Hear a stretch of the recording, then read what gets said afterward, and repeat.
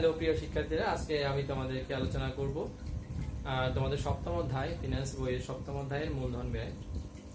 তো আসো আমরা দেখি একটা কোম্পানির মূলধন কাঠামোতে যে 4 ধরনের মূলধন থাকে সেই 4 ধরনের মূলধনগুলো কি কি। মূলধন কাঠামোতে থাকে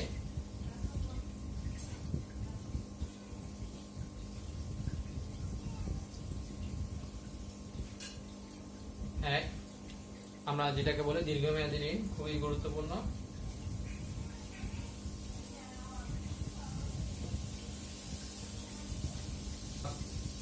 আমি যেভাবে অঙ্ক করাবো সেই সিরিয়ালে নিচ্ছি।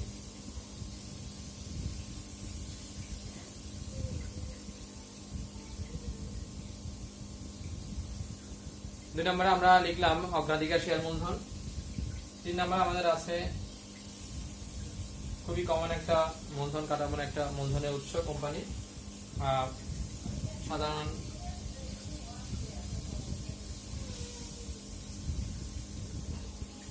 এরপর আমাদের আছে সংরক্ষিত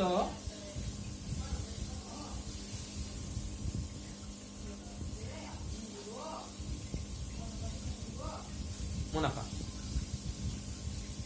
বেসিক্যালি তোমাদের পরীক্ষায় 1 নম্বর 2 নম্বর এবং 3 নম্বর এই 3টা পার্ট থেকে বেশি প্রশ্ন আসে, যেগুলো ম্যাথ।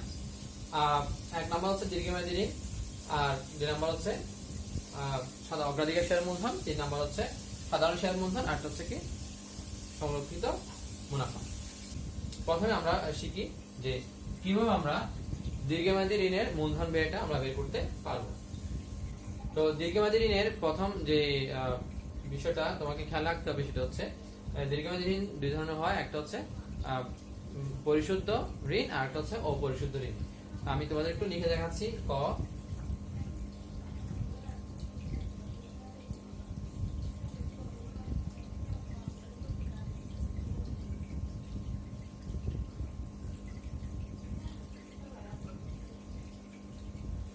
পরিশুদ্ধ ঋণ আর একটা হচ্ছে অপরিশুদ্ধ ঋণ। পরিশুদ্ধ ঋণ এবং অপরিশুদ্ধ ঋণ চেনার খুব সহজ উপায় হচ্ছে, পরিশুদ্ধ ঋণের ক্ষেত্রে আমরা একটু পরে ম্যাথ করব, ম্যাথগুলোতে আমরা দেখব যে প্রশ্নটা দেখে আমরা কিভাবে বুঝবো যে এটা কি পরিশুদ্ধ নাকি অপরিশুদ্ধ। পরিশুদ্ধ ঋণের ক্ষেত্রে তোমার একটা নিজের সময় দেওয়া থাকবে, বছর দেওয়া থাকবে, 5 বছর 10 বছর এই ধরনের একটা বছর দেওয়া থাকবে, মেয়াদ দেওয়া থাকবে। মেয়াদ দেওয়া থাকলে আমরা বুঝবো এটা হচ্ছে পরিশুদ্ধ ঋণ। এটা একটা নাম হচ্ছে রিডিমেবল ডেট বা লোন। আর একটা হচ্ছে অপরিশুদ্ধ ঋণ। অপরিশুদ্ধ ঋণ যেটা হচ্ছে যেটা কোনো মেয়াদ থাকবে না, কোনো সময় দেওয়া থাকবে না এবং নিজের সময় পরে এটা পরিশোধ করার প্রশ্ন আসে না। সো আমরা এই দুইটা বিষয়ের উপর ম্যাথ করব। এখন আমরা একটু প্রশ্নটা দেখি। তো আসো আমরা এখন দেখি যে অপরিশুদ্ধ ঋণ এবং পরিশুদ্ধ ঋণের ক্ষেত্রে কিভাবে আমরা ওইসব ঋণের মূলধন ব্যয়টা আমরা বের করব। তো আমরা একটু দেখি। প্রথমে আমরা করছি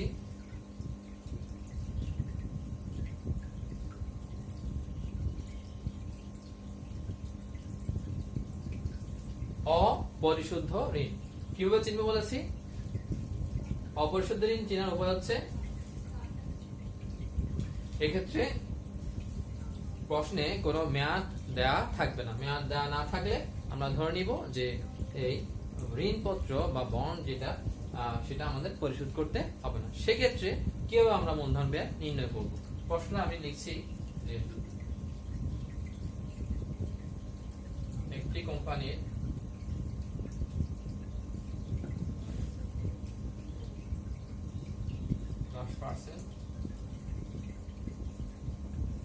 ঋণপত্র যার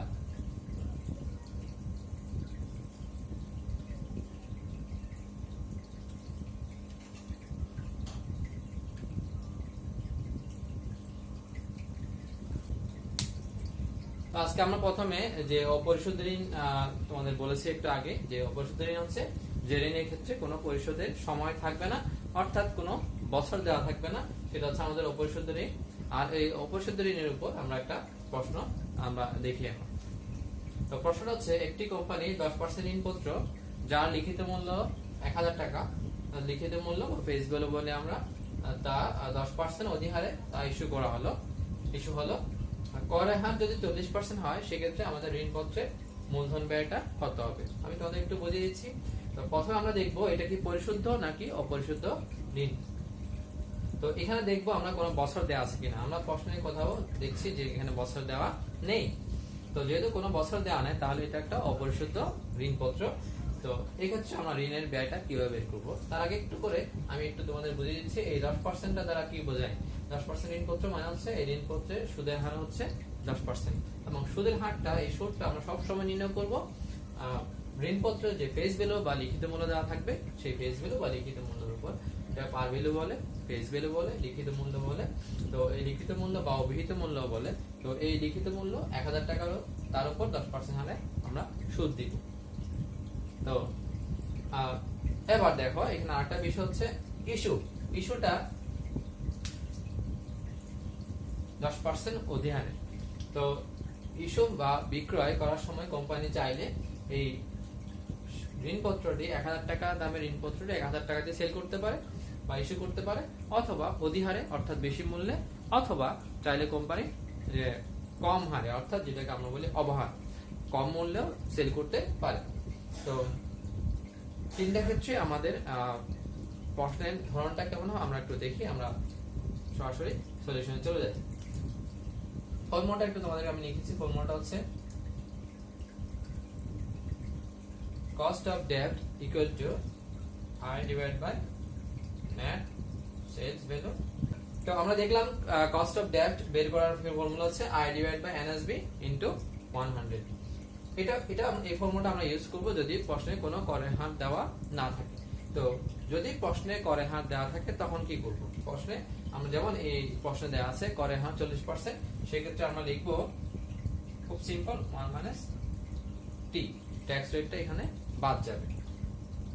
এই ট্যাক্স রেটটা থাকে বেসিক্যালি আমরা দেখবো সবসময় দুই ধরনের করের হার দেওয়া থাকে, একটা হচ্ছে কোম্পানি করের হার, একটা হচ্ছে ব্যক্তিগত করের হার। এই কোম্পানি করের হারটা অ্যাপ্লিকেবল ফর ডেট অর আমরা যেটাকে বলে ঋণপত্র বা ঋণের বেলায় অ্যাপ্লিকেবল হবে তোমার কোম্পানি যে কর্পোরেট ট্যাক্স রেট দেওয়া থাকে সেই কর্পোরেট ট্যাক্স রেটটা। একটা ব্যক্তিগত করের হার দেওয়া থাকে, এটা হচ্ছে তোমার সংরক্ষিত আয়ের ক্ষেত্রে আমরা সেটা আলোচনা করবো। সংরক্ষিত আয় গেলে সেখানে অ্যাপ্লিকেবল হবে। তো খেয়াল রাখতে হবে করের হারটা হচ্ছে ঋণের জন্য। করের হারটা কিসের জন্য? ঋণের জন্য। তো ঋণপত্রের মূলধনটি এটা আমরা এখন বের করব। তো ফর্মুলাটা লিখলাম আমি 1 - I into 1 - t। টিটা ছোট হাতের লিখবে। আর আয় হচ্ছে সুদের পরিমাণ। আয় হচ্ছে সুদের পরিমাণ, আর টি হচ্ছে ট্যাক্স রেট, এনএসবি হচ্ছে নেট সেলস ভ্যালু। আমি তোমাদের একটু লিখেছি এখানে আয় হচ্ছে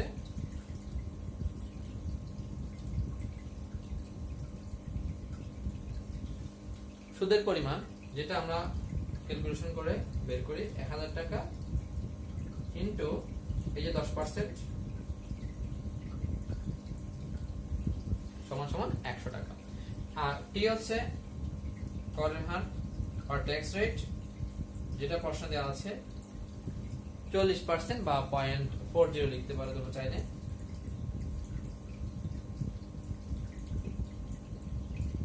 শূন্য দশমিক 4। তারপর আমরা দেখতে পাচ্ছি এনএসবি হচ্ছে নেট সেলস ভ্যালু বা নিট বাজার মূল্য বা নিট বিক্রয় মূল্য বা নিট ইস্যু মূল্য।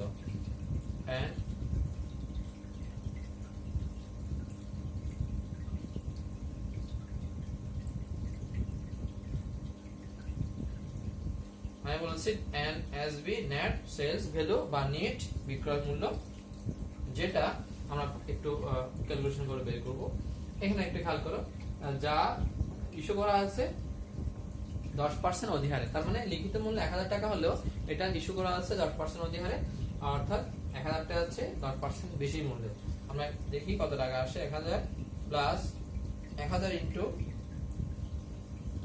10%, 1000 প্লাস 1000 ইন্টু 10% সমান সমান হচ্ছে 1100 টাকা।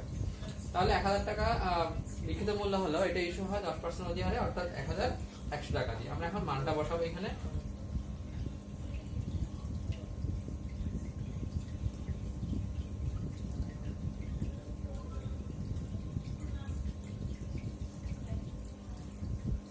তোমরা একটু ক্যালকুলেশন করে বের করো, অ্যানসারটা দেখো কত পার্সেন্ট আসে।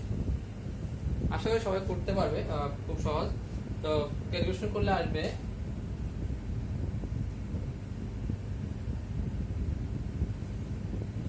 5.45%, কাছাকাছি মান আসলেও চলবে। তো আমাদের এ হচ্ছে অপরিশোধিত ঋণ এর মূলধন ব্যয়। এখানে খেয়াল রাখবে পরীক্ষায় এই 10% অধিহারে এই সেম প্রশ্নটা তোমাদেরকে আমি আরো দুইভাবে দিয়ে দিচ্ছি। অধিহারে পরীক্ষা যদি বলা না থাকে তখন আমরা সেলস ভ্যালু কত ধরবো, সেলস ভ্যালু সেক্ষেত্রে যা লিখিত মূল্য আমরা সেটাই ধরবো। আর যদি প্রশ্নে বলে দেয় অধিহারে, তাহলে আমরা অধিহারে বের করব যে আমাদের যে লিখিত মূল্য ছিল অব্যয়িত মূল্য ছিল তার সাথে 10% বা যত পার্সেন্ট দেওয়া থাকবে সেই তত পার্সেন্ট অধিহার বা প্রিমিয়াম আমরা অ্যাড করব। আর যদি এটা অবহার দেওয়া থাকে তাহলে আমরা মাইনাস করব। যদি প্রশ্নে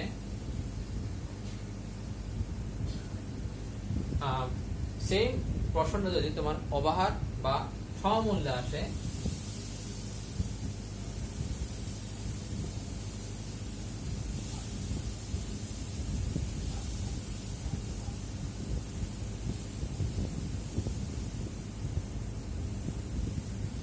এই দুই ক্ষেত্রে তোমাদের সেম প্রশ্নটা তোমরা অ্যান্সার করবে। একটা হচ্ছে অধিহার নামে যদি লিখিত মূল্যে এই শেয়ারটি এই ঋণটি ইস্যু করা হয়, ঋণপত্রটি, তো সেক্ষেত্রে আমরা মূলধন ব্যয়টা কিভাবে বের করবো, সেক্ষেত্রে নেট সেলস ভ্যালু হবে লিখিত মূল্যে, তার মানে 1000 টাকা। কিছু বলা না থাকলে আমরা লিখিত মূল্যটা ধরবো, আর যদি লিখিত মূল্যে বলে দেওয়া থাকে সেক্ষেত্রে আমরা লিখিত মূল্যটাই ধরবো। আর তখন সেক্ষেত্রে আমাদের মান বসবে এনএসবি হচ্ছে নেট সেলস ভ্যালু হচ্ছে 1000 টাকা। যদি অবহারে বলে তাহলে আমরা কিভাবে বের করবো, অবহার হচ্ছে যে লিখিত মূল্য দেওয়া থাকবে তার থেকে 10% কম ডিসকাউন্ট। অবহার একটা নাম হচ্ছে ইংলিশ, আমরা বলি ইংলিশে খুব সহজ, আমরা সহজে বুঝতে পারি, ইংলিশটা হচ্ছে ডিসকাউন্ট। তো আমরা দেখো আমরা কিভাবে বের করছি, 1000 মাইনাস 1000 ইন্টু 10%। যদি অবহার দেওয়া থাকে সেক্ষেত্রে আমরা মাইনাস করব, সেক্ষেত্রে এনএসবি আসবে আমাদের 900 টাকা। তাহলে আমি কয়েকটা বিষয় একটু খেয়াল করি, তোমাদের একটু বলে দিই। প্রথমে আমরা কিভাবে চিনবো যে এটা পরিশুদ্ধ না অপরিশুদ্ধ, কিভাবে দেখে আমরা বছর দেখবো যে প্রশ্নে কোনো বছর দেওয়া আছে কিনা, এটা আমাদের ফার্স্ট কাজ। দেখলাম যে প্রশ্নে কোথাও বছর দেওয়া নেই, তার মানে এটা একটা অপরিশুদ্ধ ঋণ। তো এরপর আমরা দেখবো যে ফর্মুলাটা আমাদের কি হবে। অপরিশুদ্ধ ঋণের ক্ষেত্রে ফর্মুলাটা হবে আই ডিভাইড বাই এনএসবি। আর যদি ট্যাক্স রেট দেওয়া থাকে, ট্যাক্স রেটটা এখান থেকে আমরা ট্যাক্সটা করের হারটা মাইনাস করব, 1 মাইনাস টি। তো আয়টা আমরা কিভাবে বের করব, আয় হচ্ছে সবসময় মাথায় রাখতে হবে, আয় হচ্ছে সুদের পরিমাণ, আর এই সুদের পরিমাণটা আমরা বের করবো সবসময় লিখিত মূল্যের উপর, সবসময় লিখিত মূল্যের উপর, ইস্যু যাই হোক না কেন সবসময় লিখিত মূল্যের উপর আমরা ইন্টারেস্টটা ধরবো। আর ট্যাক্স রেটটা প্রশ্নে দেওয়া থাকবে 40%, আমরা লিখবো 40% বা 0.40। Net sale value, net sale value মানে হচ্ছে ইস্যু মূল্য, যত দিয়ে ইস্যু হবে তা। অধিহার হলে অধিহারটা আমরা বের করব, আর অবহারে হলে অবহারে, অথবা সমমূল্যে বা লিখিত মূল্য হলে লিখিত মূল্যে আমরা ইস্যু মূল্যটা বের করবো, এনএসবি বের করবো। সেক্ষেত্রে একটু বিষয় খেয়াল রাখতে হবে, এই সেলস ভ্যালু থেকে আমরা নেট সেলস ভ্যালু কখনো কখনো দেখবো যে প্রশ্নে তোমার উত্তোলন ব্যয় থাকবে, বিক্রয় ব্যয় থাকবে, ইস্যু ব্যয় থাকবে, বিভিন্নভাবে নামটা বলা দেওয়া থাকবে, বা ইংলিশে বলা হয় ফ্লোটিং কস্ট। এই ঋণপত্র ইস্যু করতে গিয়ে যে কোম্পানিকে যে খরচগুলো বের করতে হয়, এই খরচগুলোকে বলি আমরা ইস্যু ব্যয় বা উত্তোলন ব্যয়। সেই উত্তোলন ব্যয়টা আমরা মাইনাস করবো। যেমন আমি বলি এই অঙ্কের নেট সেলস গুলো হচ্ছে 1100 টাকা, যেটা আমরা ক্যালকুলেশন করে বের করেছি। 1000 টাকার উপর 10% অ্যাড করে 1100 টাকা। যদি এখানে উত্তোলন ব্যয় থাকে 50 টাকা, তার মানে এই শেয়ারটা কোম্পানি বিক্রি করেছে 1100 টাকায়, তার মধ্যে আবার বিক্রয় এজেন্ট হতে পারে, বা বিক্রয় কোন একটা কোম্পানির মাধ্যমে, কোন একটা এজেন্টের মাধ্যমে, কোন একটা প্রতিষ্ঠানের মাধ্যমে কোম্পানি সেল করতে পারে। সেক্ষেত্রে তাদেরকে আমাকে এক্সট্রা 50 টাকা দিতে হলো। তো 1100 টাকা দিয়ে আমি সেল করেছি, আর খরচ হচ্ছে আমার 50 টাকা। তো আমি সেল করে পাবো 1050 টাকা, অর্থাৎ 1100 টাকা থেকে ওই উত্তোলন ব্যয়টা আমরা মাইনাস করব। আমি আরেকটু দেখাচ্ছি। যদি প্রশ্নে ধরো এখানে সেলস ভ্যালু দেওয়া ছিল আমার 1100 টাকা সেলস ভ্যালু, তো এখান থেকে আমরা এনএসবি কিভাবে বের করব। কোন উত্তোলন ব্যয় দেওয়া না থাকলে যা এসবি সেটাই হচ্ছে এনএসবি, কিন্তু উত্তোলন ব্যয় দেওয়া থাকলে আমরা এই এসবি থেকে আমরা সেই উত্তোলন ব্যয়টা মাইনাস করে দিব, ফ্লোটিং কস্টটা মাইনাস করব। ধরো ফ্লোটিং কস্ট হচ্ছে 50 টাকা, সেক্ষেত্রে আমাদের নেট সেলস বিল হবে 1050 টাকা। এই হচ্ছে যদি আমাদের প্রশ্নের উত্তরণ ব্যয় দেওয়া থাকে, সেক্ষেত্রে আমরা কিভাবে নেট ইস্যু মূল্য অর্থাৎ নেট সেলস বিল আমরা বের করব। কারণ তোমাদেরকে আমি রাস্টারটা কোথায়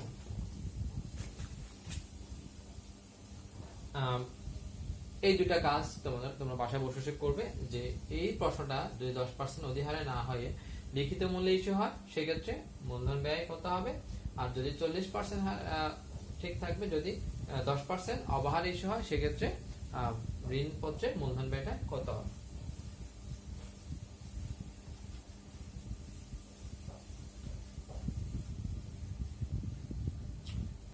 তো এবার আসো আমরা দেখি যে আমরা অপরিশোধিত ঋণ করেছি, অপরিশোধিত ঋণ পত্রের মূলধন ব্যয় কিভাবে নির্ণয় করতে হবে সেটা আমরা করেছি।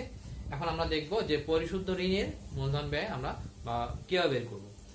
তো পরিশুদ্ধ ঋণ হচ্ছে যে ঋণের ক্ষেত্রে তোমার মেয়াদ দেওয়া থাকবে, মেয়াদ দেওয়া থাকলে বা বছর দেওয়া থাকবে বা সময় দেওয়া থাকবে, সেক্ষেত্রে আমরা ধরে নিব এটা হচ্ছে পরিশুদ্ধ, অর্থাৎ নির্দিষ্ট সময় পরে সেই মেয়াদ শেষ হলে সেই ঋণপত্রের মূল্যটা পরিশোধ করা হবে।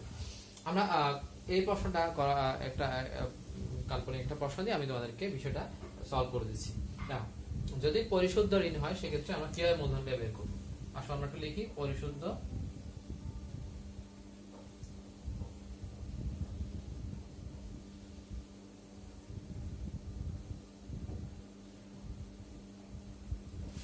পরিশুদ্ধ ঋণের মূলধন ব্যয় নির্ণয় করব আমরা। তো একটা প্রশ্ন তোমাদেরকে আমি লিখেছি,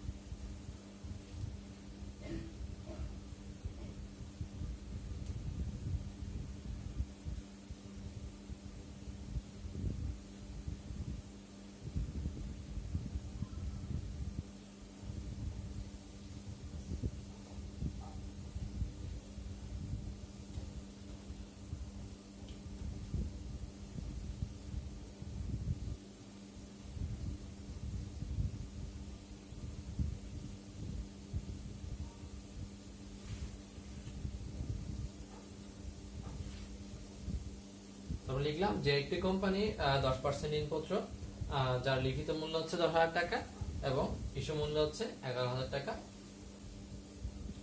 তার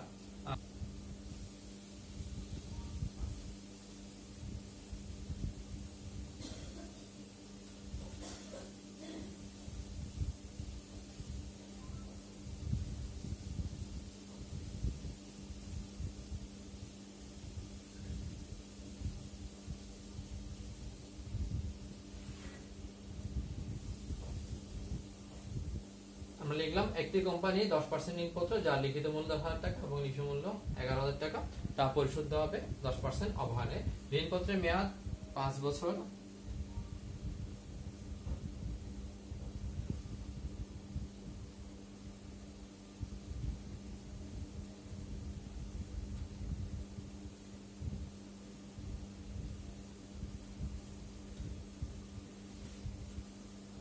তো পরিশোধ ঋণের আমরা একটা প্রশ্ন আমরা এখন নিলাম, সেই প্রশ্নটা আমরা একটু পড়ছি সবাই। একটি কোম্পানি 10% ঋণপত্র যার লিখিত মূল্য হচ্ছে 10,000 টাকা এবং ইস্যু মূল্য হচ্ছে 11,000 টাকা, তার মানে কোম্পানি 10,000 টাকা লিখিত মূল্য হলেও ইস্যু করেছে অধিহারে। ও ইস্যু করার ক্ষেত্রে আমি তোমাদেরকে আগেই বলেছি একটু আগে যে ইস্যুটা লিখিত মূল্য ইস্যু হতে পারে, অবহারে হতে পারে, কম দামে বা অধিহারে বা বেশি মূল্যে বা প্রিমিয়ামে সেল করতে পারে, তা পরিশুদ্ধ হবে 10% অবহারে। এবার দেখো যে এটা একটা পরিশুদ্ধ ঋণ কিভাবে আমরা চিনেছি পরিশুদ্ধ ঋণপত্র, কারণ যে এই প্রশ্নের মধ্যে তোমার একটা মেয়াদ দেওয়া আছে, বছর বা মেয়াদ দেওয়া আছে। তো মেয়াদ বা বছর দেওয়া থাকলে আমরা এটা সহজে বুঝে নিব এটা হচ্ছে কি পরিশুদ্ধ ঋণপত্র। তো এই পরিশুদ্ধ ঋণপত্র যে পরিশোধ করা হবে একটা নির্দিষ্ট সময় পরে, সেটা কত পার্সেন্ট হারে, এটা হচ্ছে 10% অবহারে পরিশুদ্ধ হবে। তো দেখলাম যে আমরা ইস্যু মূল্য কম হতে পারে, বেশি হতে পারে, পরিশুদ্ধ মূল্যটা কম বা বেশি হতে পারে, প্রশ্ন দেওয়া থাকবে। যদি দেওয়া না থাকে আমরা কি ধরে নিব, দেওয়া না থাকলে পরিশুদ্ধ মূল্য ধরবো, যা লিখিত মূল্য সেটাই আমরা ধরবো পরিশুদ্ধ মূল্য। তো আমরা এই 5 বছর দেখে প্রথমে সিদ্ধান্ত নেব যে আমরা কোন ফর্মুলা দিয়ে ম্যাথ করব।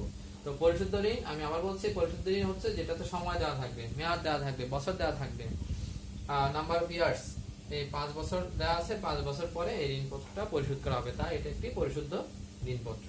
তো করে হার দেওয়া থাকতে পারে, নাও থাকতে পারে। কর হার দেওয়া থাকলে আমরা করে হার সহ করবো, যেটাকে আমরা বলি কর পরবর্তী ঋণের মূলধন ব্যয়। কর পরবর্তী ঋণের মূলধন ব্যয়, এটা হচ্ছে প্রকৃত মূলধন ব্যয়।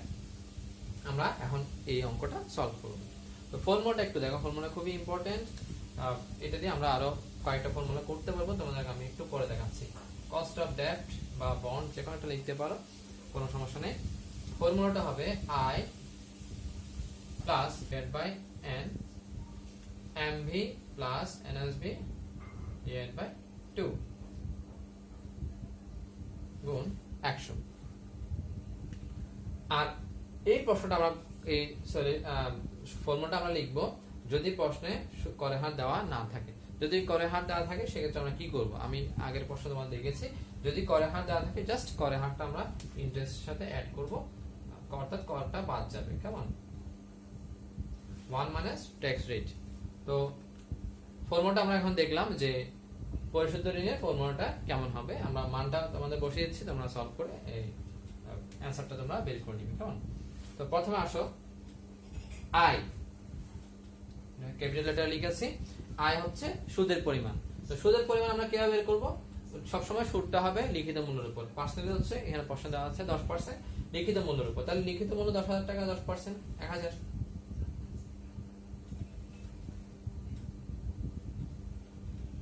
ট্যাক্স রেট প্রশ্ন দেওয়া আছে, আমরা সাইড নোট দিয়ে আগে লিখে দিয়েছি। এমবি মানে হচ্ছে কি ম্যাচুরিটি ভ্যালু, আর এনএসবি হচ্ছে নেট সেলস, তোমরা চাইলে লিখে নিতে পারো, পরীক্ষা অবশ্যই লিখবে। এমবি হচ্ছে ম্যাচুরিটি ভ্যালু বা পরিশুদ্ধ মূল্য, এনএসবি হচ্ছে নেট বাজার মূল্য বা নেট বিক্রয় মূল্য, এন হচ্ছে সময় বা বছর, আর সেম উপরেগুলো আই হচ্ছে সুদের পরিমাণ, টি হচ্ছে ট্যাক্স রেট। তো আমরা একটু দেখি মানগুলো আমরা কিভাবে বসাবো। এমবি হচ্ছে ম্যাচুরিটি ভ্যালু।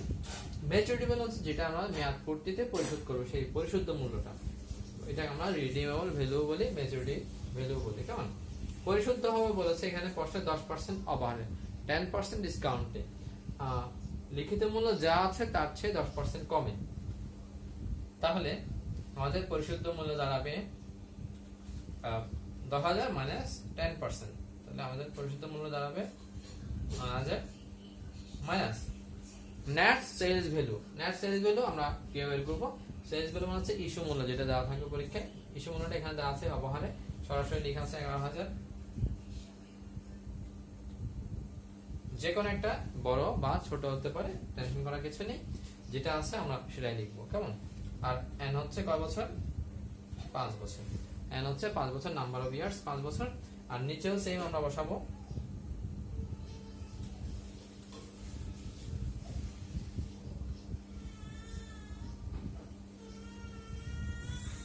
তোমরা এখন ক্যালকুলেশন করে এটা অ্যানসারটা একটু তোমরা বের করে নাও। কেমন, আশা করি সবাই করতে পেরেছো এবং অঙ্কটা বুঝেছো। কেমন, তো তোমরা ক্যালকুলেশন করে এটা অ্যানসারটা একটু বের করে নিবে, অ্যানসারটা কত পার্সেন্ট আসে। অবশ্যই অ্যানসারটা হবে সবসময় পার্সেন্টেজ দিয়ে হবে, তো অ্যানসারটা তোমরা নিজেরা করে বের করে ফেলো।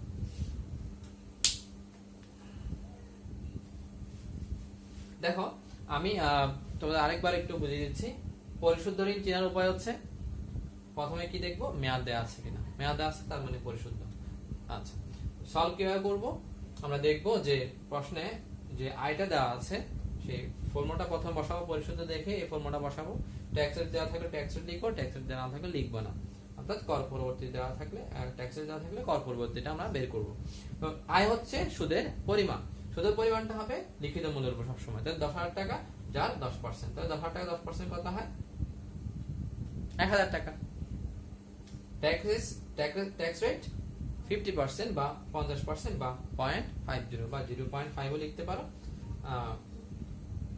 0.50 লিখতে পারো, তোমরা চাইলে 0.5 লিখতে পারো বা শুধু 0.5 লিখতে পারো, কোনো অসুবিধা নেই।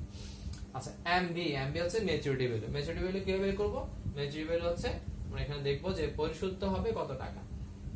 তো এখানে বলেছে পরিশুদ্ধ মূল্য হচ্ছে 10% অপহার, তাহলে লিখিত মূল্য থেকে 10% কম। অপহার মানে ডিসকাউন্ট, 10% কমে, তাহলে 10,000 টাকা 10% কম হলে হয় 9,000 টাকা। তোমরা চাইলে সাইড নোট দিয়ে তোমরা এটা বের করে দিতে পারো, পরীক্ষায় লিখবে অবশ্যই। তারপর আমরা দেখলাম NSB, net sales value. Sales value মানে হচ্ছে ইস্যু মূল্য। যদি এখানে কোনো ফ্লোটিং কস্ট না থাকে তাহলে ইস্যু মূল্য যেটা দেওয়া আছে এটাই বসবে, 11,000 টাকা দেওয়া আছে, 11,000 টাকা বসবে। যদি কোনো ফ্লোটিং কস্ট বা উত্তোলন ব্যয় বা বিক্রয় ব্যয় দেওয়া থাকে, এই 11,000 টাকা থেকে সেটা মাইনাস করে আমরা নেট সেলস ভ্যালু বের করব। আর মেয়াদটা দেওয়া আছে 5 বছর, আমরা 5 বছরটা বসিয়ে দেব, ক্যালকুলেশন করলে আমাদের অ্যানসারটা চলে আসবে।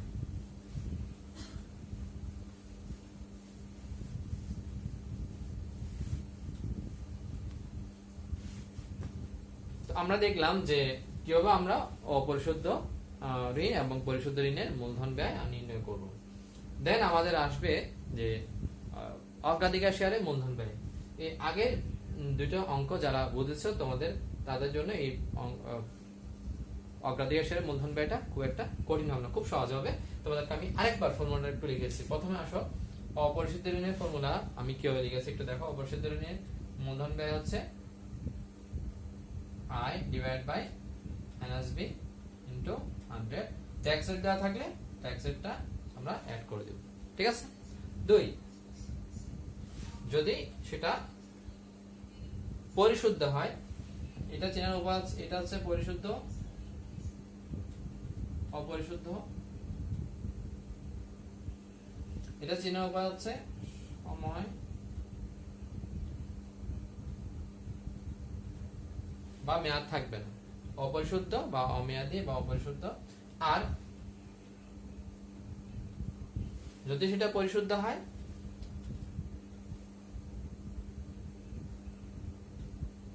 ধরে নিচ্ছি আমরা ট্যাক্স রেট দেওয়া আছে, যদি ট্যাক্স রেট দেওয়া না থাকে তোমরা ট্যাক্স রেটটা লিখবে না, কেমন?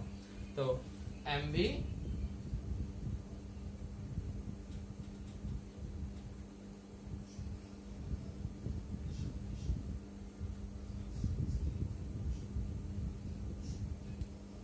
তোমাদের যদি পরীক্ষা বাংলায় আসে আমি বাংলা লিখলাম ইনটু 100। তো এই হচ্ছে আমাদের অপরিশোধিত ঋণের মূলধন ব্যয়, আর এটা হচ্ছে আমাদের পরিশোধিত ঋণের মূলধন ব্যয়। এই দুটো ফর্মুলা তোমাদের যদি মনে থাকে, তোমাদের অগ্রাধিকার শেয়ারের মূলধন ব্যয়টা নতুন করে শিখতে হবে না, খুব সহজ। আমি তোমাদের খুব সহজে বুঝিয়ে দিচ্ছি। প্রথমে আসো, একটু আমি লিখে নিচ্ছি অগ্রাধিকার শেয়ারের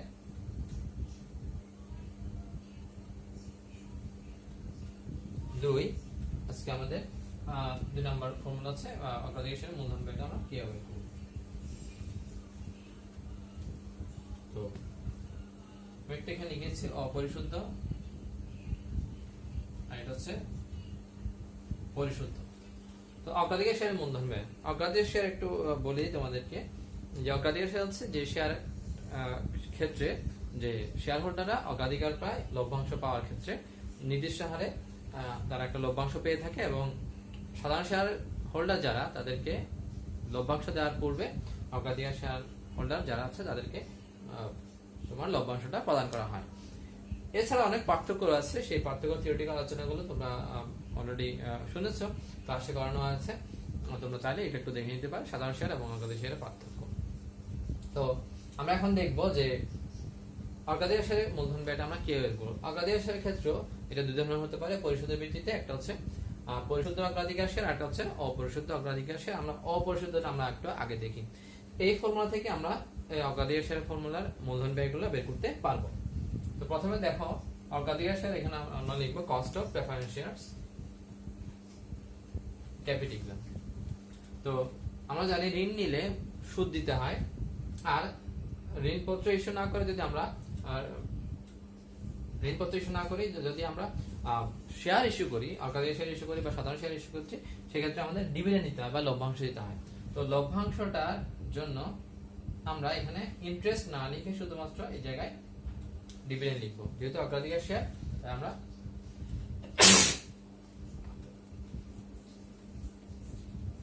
আমরা কি লিখেছি দেখো। তাহলে আমাদের ইন্টারেস্ট দেওয়া ছিল ঋণপত্রের ক্ষেত্রে, অর্থাৎ ঋণের ক্ষেত্রে আমরা এটাকে সুদ বলি, ঋণের যে ব্যয়টা সেটাকে আমরা সুদ বলি। আর ঋণপত্র ইস্যু না করতে আমরা শেয়ার ইস্যু করি, সেক্ষেত্রে যে ব্যয়টা সেটাকে আমরা বলি লভ্যাংশ। তো আমরা জাস্ট আয়টা চেঞ্জ করে লভ্যাংশ, আর ট্যাক্স রেটটা শুধুমাত্র ঋণের ক্ষেত্রে আসবে এখানে, আর সংরক্ষিত আয়ের ক্ষেত্রে পার্সোনাল ট্যাক্স রেট। শেয়ারের ক্ষেত্রে কোনো ট্যাক্স রেট আমরা লিখবো না, কোনো ট্যাক্স এখানে বাদ যাবে না। তো আমরা ট্যাক্স রেটটা বাদ দিলাম, শুধু আয়ের পরিবর্তে আমরা ডিভিডেন্ড করে দিয়েছি, অর্থাৎ সুদের না বলে আমরা এখন লভ্যাংশ বলছি।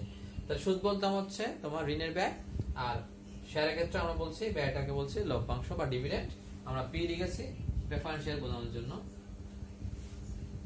আচ্ছা, তাহলে ফর্মুলাটা আমাদের খুব সহজ, আগের ফর্মুলা থেকে আমরা এই ফর্মুলাটা পেয়ে যাব। নেক্সট সেম আমি দেখো এই জিনিসটা চেঞ্জ করে জাস্ট এই জায়গায় লিখে দিব ডিপি, খুব সিম্পল। তাহলে আমাদের আগের ফর্মুলাটা যদি পারি আমরা, তাহলে আমরা এই প্রশ্নটা আমরা সলভ করতে পারবো।